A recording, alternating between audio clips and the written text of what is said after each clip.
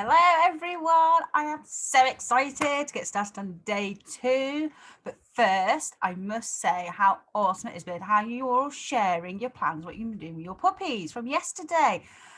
So if you can help create that socially acceptable pup that we discussed yesterday. So well done for rocking it, well done for showing up and sharing it with everyone, okay? So what I hope to see over the next week is that you're going to start sharing that you're putting these plans into action, yeah? It's all very well making a few plans, but if we don't start putting them into action, we're not going to get there, are we?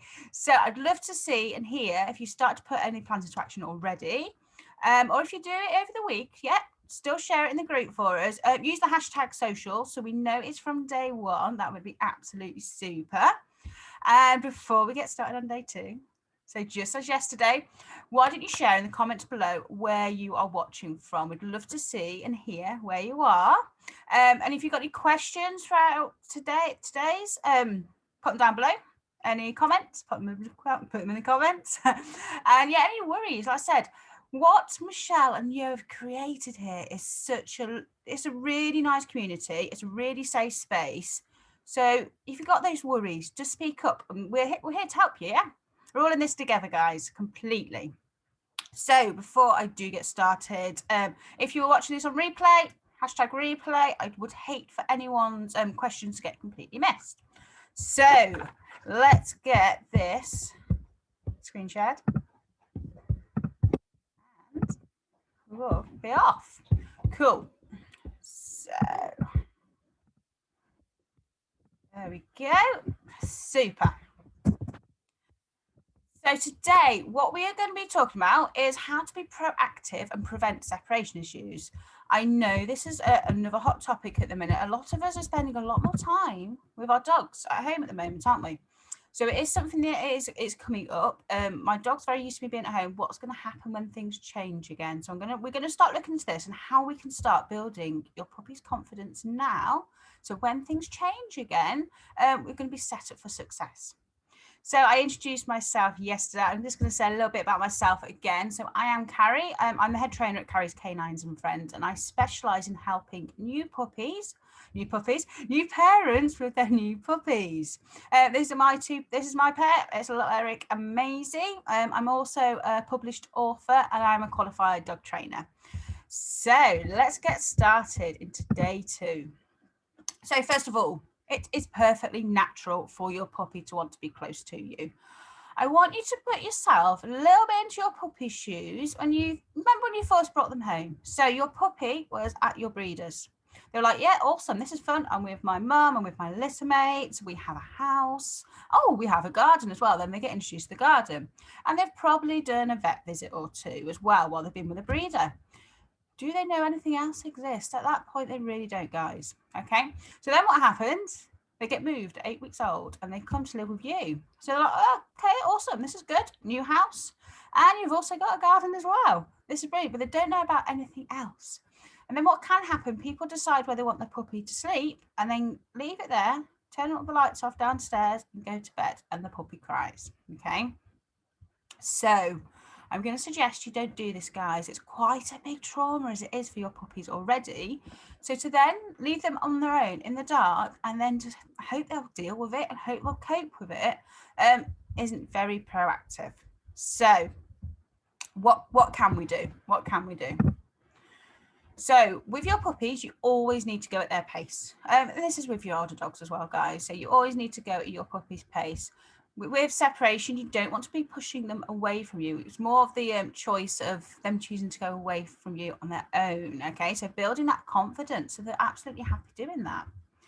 Think and just remember, your puppy is an individual. So puppies are just individuals, just like we are, guys. Yeah, they're all completely different. So just because our friend up the road, that's what they did with their dog, does not mean it's going to work for your dog. Okay. So you must not force them to be on their own. If they can't cope, they're going to need your support. Okay, so providing your puppy support is super, super important. I want them to have free access to you to begin with while they build their confidence, yeah? They really do need to have free access to you all the time. And you're going to build it gradually. So we're going to do this, gradually. There's no... Yeah, leaving puppies to cry out, it doesn't work, and it can actually cause a lot more harm than good. So how are we going to do this? Cool. So my first game. So I did name this. It's called the 5-minute cup of tea game. And what we're going to want to do is pretty much what that puppy was just doing. I'll play that again. That puppy doing a video. They're kind of like, yeah, something's going on, but I don't think it's even worth me getting off my bottom. Yeah. I'm just going to stay on my bed and chill out here. So we want to make you guys a little bit more boring. Okay. Need to make you a little bit more boring. So you're going to start this in the same room to begin with. So you're in your, say, your living, we're going to choose a living room. We're going to stand up, then maybe sit down again. Maybe stand up, walk to a table, look at some of the table, walk back down, sit down again. So you're starting to get the idea. So you're just going to keep standing up, walking around the room to a different point in the room. Maybe you're picking a book up, put it back down again, sitting back down again. Maybe you'll stand up and just have a little walk around the room, look out the window, go sit down again. So I want first, before we even try and go out of the room, I want your puppy just to be comfortable with you pottering around the room. They don't feel the need to jump up every time you jump up. Okay, so this is again where you're gonna have to look at your dogs as an individual. Yeah, some dogs will be so super comfortable with this straight away, so you'll be able to go to the second step quite quickly. But we need to get your puppy's pace. If your puppy is following you around the room, I don't want you jumping onto the next step of going out the room until you're like, yeah, actually now my puppy is doing what it's doing in that video. It's just staying in its bed or staying in its blanket. Lifts its head up a bit. It's not too fussed. Okay. Next. So, oh yeah, so your puppy is learning that it's their choice not to follow, rather than those putting them in a pen or a crate and enforcing this stay away from us. I want them to be free in the room. I do want them to have a choice to follow you. What it's going to do, it's going to build the confidence. It's going to build their confidence so that they can come with you if they want, but they don't have to. And at this moment as well, we're adding no distractions. Yeah. So no Kongs, no chews at the moment. We just want the puppy just like chilling out. So pick your moments. Don't pick your moments when you've just got up in the morning. Your puppy's going to have far too much energy. So picking your moments when your dog's more chilled out and relaxed. Maybe after they've had a chew or something, you're like, yeah, they're pretty chilled out, pretty sleepy now. Let's have a go at this game. So the second part of the game is where your 5-minute cup of tea game comes in. So what you're going to do, you are going to set a timer, but it needs to be a silent timer. I don't want the puppy to hear any beepings. What you're going to do is take 5 minutes to make a cup of tea. Okay, so, or a coffee if you prefer coffee. So what you're going to do, you're going to stand up, you're going to walk to the kitchen, you will get a cup out of the cupboard, put it on the side, walk back to your living room, sit back down again. Stand up again, go back to the kitchen, maybe put some water in the kettle next and put the kettle down. Come and sit back down again. To begin with, your puppy will probably be following you. This is absolutely fine. Okay, so we need to get we are still giving them that choice. Then what you're going to do next, you're going to walk back into the kitchen. You may have, you're going to put your coffee or your tea bag into your cup. Go back and sit back down again. Are we getting the gist now? So we are becoming a little bit boring. Yeah, it's going to literally take us 5 minutes to make a cup of tea. Right, when we've got that stage, we're going to go back in and maybe we'll put the kettle on to boil. Come back down, sit back down again. Right, kettle's boiled, go back in, put the water into our cup, come back and sit back down again. You're just gonna basically make a really long experience of making this cup of tea or coffee, okay? What your puppy should start to do is go, oh, you're just going in that room again, then you'll be back in a second. So you're building their confidence that actually, do I need to be following them? Yeah, do I need to follow them? When they're getting more comfortable with this, you can add like a distraction and they can have like a Kong or maybe a licky mat while you're doing it. But to begin with, I want them to have the complete free choice that they can follow you if you want, and I don't want them to be distracted by something else. If your dog is just being distracted by something else, they might not realise that you're going in and out of the room as much, okay? So I want them to notice. The noticing bit's the important bit. So, quick note, make sure your puppy is safe because they're not going to be in a pen or crate. So make sure they're safe, make sure your room that you're doing this in is absolutely puppy proof. So as you're walking out of the room, you're not going to come back in and they're chewing on your wires or anything. Yes, so you've probably puppy proofed your house already. So just make sure before you start the game, have I left anything out that my puppy might potentially want to chew, like a pair of shoes? Yeah. Cool. So I'll just play that little video again. So this is my second game for today. So this one, I call it You Decide. So the aim is for your puppy to choose to leave you, okay?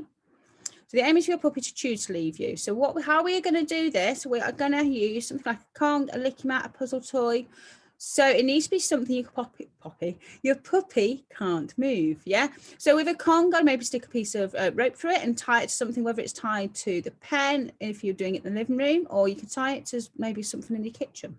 Okay, I've had someone use like a laundry room before, tied the Kong onto one of the drawers in the laundry room, and then they went to the living room. Okay, so you need to know this. The dog needs to know it's there for starters. But to begin with, I don't want to put it out of the room actually, and we're going to start in the room, just one end of the room to the other. This also is going to depend on your houses, guys. Yeah, you might go, actually, I'm going to put it slightly into the hallway, and I'm going to stay in the living room, say watch it, having the TV on or reading a book.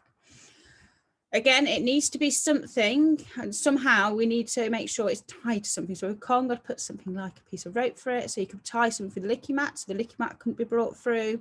Puzzle toy, you can put it into a box, so it's not easy for them to pick up.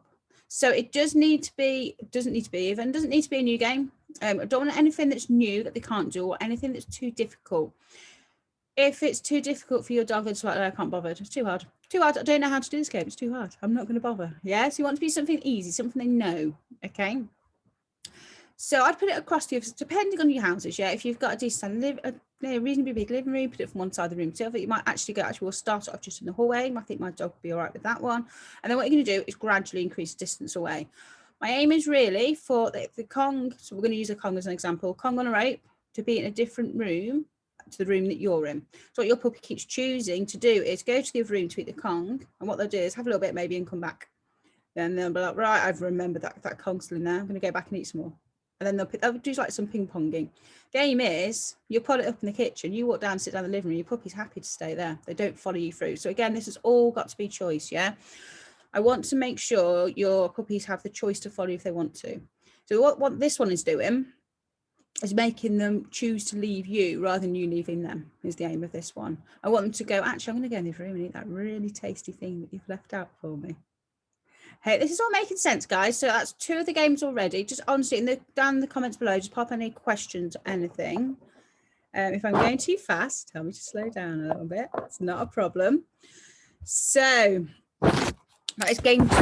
Are we ready for the last game? So what I'm going to say before I move on is I want you to do these 2 games first. Yeah, I'd like you to get these 2 games initiated. Get started with these 2, yeah, before we move on to crate and pen training. So crate and pen training, again, it's really important to do, is keeping them into that really nice safe space when you can't have the eye on them.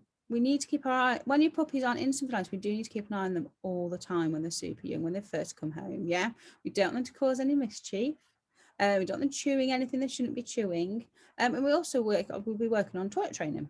So these are absolutely great management tools, but they must be used correctly. So before you start doing any crate and pen training, so it depends what you're using as well, guys. You might just be like, well, we're just going to have a puppy in the kitchen with a stair gate. What I'm always going to say, it's your dog, your house, your rules. Yeah. So you decide. Okay. You can have many people. People always ask me, well, what do I do? I do things that obviously suit my life and set me up for success. But you're like, oh, that's not quite for me. I'm not sure. You might be not sure about crates. You're like, actually, we're just going to have a pen with a bed in it. Absolutely fine. Your house, your dog, your rules. Okay. But what my big thing is, just use them correctly. Use them correctly. Always have that safe space as well that your dog can be when you just can't have your eye on them. As much as we love keeping our eye on them all the time, especially when they first come home, we've all got jobs to do around the house, haven't we? Whether it's making the bed, making some dinner, if you've got children, helping the children maybe with some homework. I know in the UK, helping them with a lot of homeschooling is going on at the minute, so it's really hard for the parents doing homeschooling and having a puppy in the house. You know, we need this sort of kind of management training. So before you even get started on this, you need to make sure your puppy's needs are met.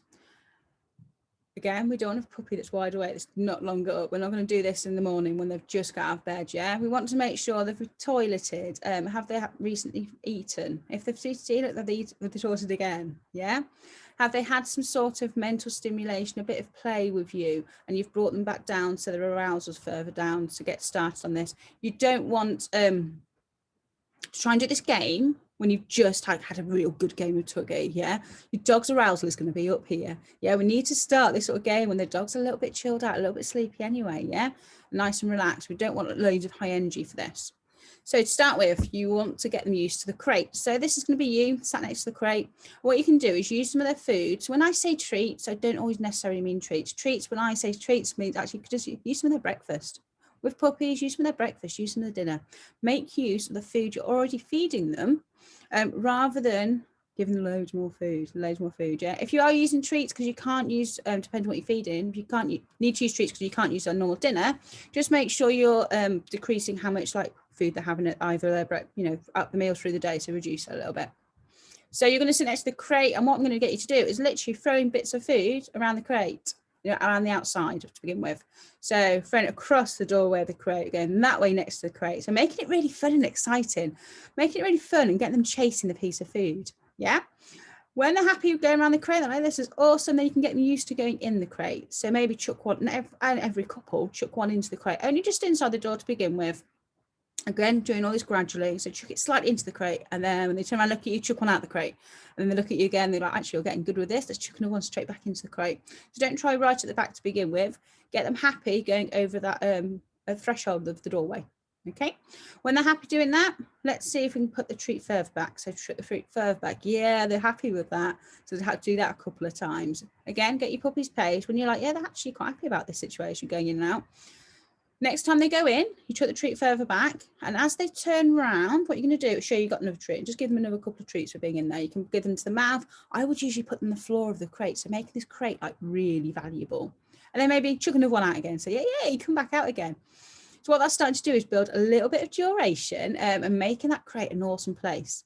So what you want to be doing is making it so there's loads of value. The crate is the best place to be. So when you're at this stage, what you're going to be doing, I want to be doing like loads of value, load more treats in the crate, one out the crate. Okay. So as you're doing this bit, so quite a few in the crate, it's going to 3-4 treats in the crate. When you build that duration, puppies turn around, you're going to feed them about 3-4 times and one treat out the crate. So that signal, throwing the treat out of the crate as well, is giving them like a release and telling them, yep, my hand movement means you can get out again. Okay. So getting used to the door being closed. So when they're happy on that little bit of duration, start moving the door. Yeah, start moving the door, go to close, open it again, and give them another treat. And go to close it again. And when you open it again, straight away, putting your hand in to feed it. If at any point they try and push their way out, let them get out, let them get out. We don't want it to become a bad place. We want it to be the best place ever. Okay, so get them used to shutting the door. They've got in there, you've had a treat at the back, they've turned around, you've fed a few more treats, you've shut the door, opened it up again, you've given them another treat. And maybe you shut the door, you're going to give them another treat. So you need to be quite quick this to begin with. And what will happen, you'll start to open the door, they're like, no, I'll just stay here, you're going to give me another treat. This is like the best place ever. Yeah. So want to build it to being the best place ever. And then what you can start to do, remember, chuck one treat out. So don't do it for too long. Get the dog back out again. What you'll start to do is you'll open the door of the crate. Your dog will just start walking into it. They're like, well, we're going here, don't I? Get loads of treats. Get loads of treats. So when they're happy with that, that's when you can start building a little bit of duration, making sure you shutting the door, doing all the catches, because all these different noises, your puppy just needs to get used to. And start building that little bit of duration that actually the door's shut and you're just going to stay there for a minute. You might, and then we can start looking at building distance. You need to do this all really at your puppy's pace, guys. So that's a start off for you guys to get started with some crate and pen training. So some of my top tips, So work, like I said earlier, work on the 2 first games first, before you even look at enclosing them in a pen or a crate and building in that duration. We want these really confident puppies. We want to keep our puppies' confidence up and keep on growing their confidence. A camera is a super piece of equipment to buy. You can get these days, which gives a really good peace of mind to us. It gives a little bit of peace of mind that my puppy's all right. My dog's doing all right. They're not too expensive these days. They're quite readily available these days, aren't they? So it's quite a good little thing to do. If I'm honest, in the old days, before I had any cameras, I used an iPad and linked it to my phone, and I could have a camera through there. I couldn't talk through it. It was just a visual thing. But yeah, I used that many years ago. Never let them cry it out. Okay, so letting your puppy cry out, it will cause more harm than good. Okay, don't let your dog get any distress. It's just going to cause more harm than good. So don't let your puppy cry out. It doesn't really work. Want to be doing these games, building their confidence that actually sometimes I'm on my own. Okay, sometimes my own, and actually it's all right. Yeah, so build their confidence that way. Work at your puppy's pace. Super important, guys. Don't try and rush to level 3 if actually you're just still really on level 2. What we tend to do as humans, we go, oh, I want that. Yeah. You see like the unfinished result of maybe a trick or someone goes, oh yeah, I can go out the house for an hour now. I'm going out of the house for an hour. Puppy's absolutely fine. Checking on the camera, like, oh, I want that. I'm going to try that today. Maybe my puppy will deal with it. Don't to see if they can deal with it. Build it all up gradually for me, guys. So today's challenge. So you're going to choose one of the first 2 games to play to begin with to get started. And what I want you to do is share it in the group. So share in the group which one you've chosen. Do a little hashtag for me, hashtag confidence alone, because this is what we're starting to build with our dogs. So we want to become more boring. So let me see some videos of you being a little bit boring, walking around your living rooms, walking out the door, walking back in again. And your puppy going, oh my goodness, what are you doing? I'm just going to sit here and wait for you. You'll be back in a minute. So I would love you to share them in the group so I can see some videos. And if you need any help with this as well, yeah, this is what this this community that Michelle and you have grown here. It's like a really nice, safe community. You can share these things, share your worries. And there's trainers, and if there's me in here to help you, or there's other trainers in here that will help and guide you, you know, to get this right for you. So I've, like I said yesterday, I've opened up some discovery calls for people that want some more help with their puppies. Yeah. If you want some extra guidance, you just want to get it right first time round. Okay. So yeah, what I'm going to do is drop the link below in the comments for you. So if you want to book it's a free discovery call, book a free discovery call in with me. I've opened some more slots up and I will look forward to seeing you all tomorrow. Well, I will be fair, before I see you all tomorrow, I'm going to be in the group and I'm going to be having a look at all the videos you're going to be sharing with us. So that's absolutely super. That's for day 2. And I will be seeing you all tomorrow for day 3, where we're going to be looking at biting those little puppy shark teeth. So I'll see you all later, guys. Bye-bye.